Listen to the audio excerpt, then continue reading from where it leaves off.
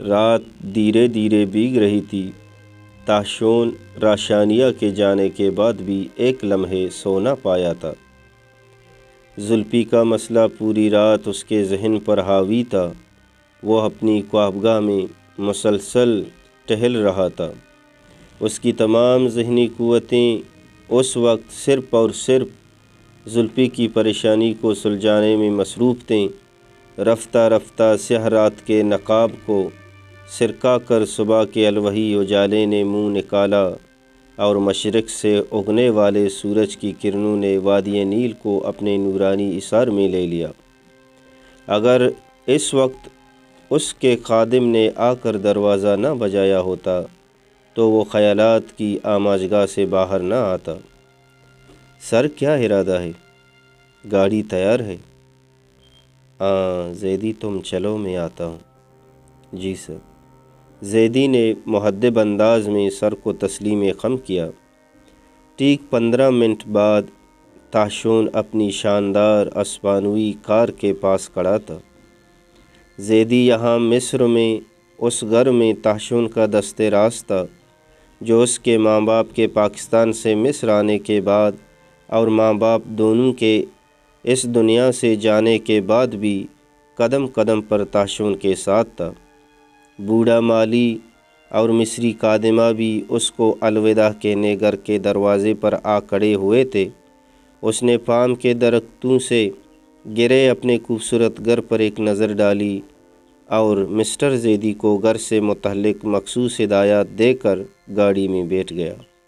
اسی اثناء میں وہ محصور کن خوشبو اس کے نتنوں سے ٹکرائی اور پھر قاہرہ ایئرپورٹ تک مسلسل اس کے ساتھ رہی۔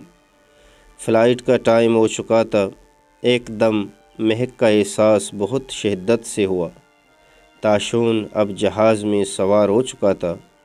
رات بھر کا جاگا ہوا تھا، نہ جانے کب آنکھیں بند ہو گئیں، اور جب بیدار ہوا تو جہاز کراچی ایئرپورٹ پر اترنے کی تیاری کر رہا تھا۔ ارچند کے تاشون مصر میں پیدا ہوا، پلا بڑا، اس کی تہذیب میں رچ بس گیا، لیکن تھا تو وہ ایک پاکستانی ہی، پاکستانی والدین کی اولاد۔ چنانچہ اپنے مادر وطن پاکستان، اپنے اصل کی طرف لوٹنے پر اس کے دل میں ایک خوشگوار سا احساس کروٹیں لے رہا تھا۔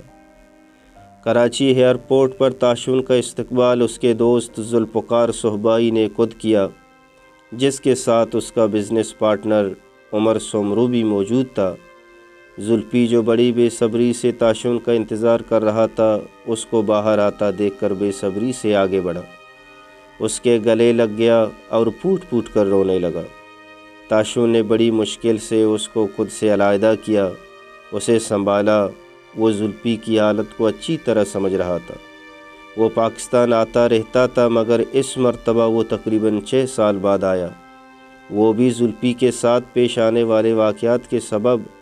اس مرتبہ اس کا قیام پاکستان میں طویل ہونے والا تھا۔ بس کرو زلفی، باقی آنسو میری رخصتی کے لیے بھی بچا لو یار۔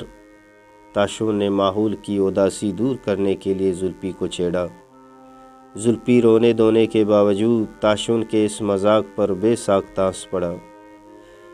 اب آپ لوگ اجازت دیں تو چلیں، عمر سومرو نے اپنی موجودگی کا احساس دلاتے ہوئے کہا۔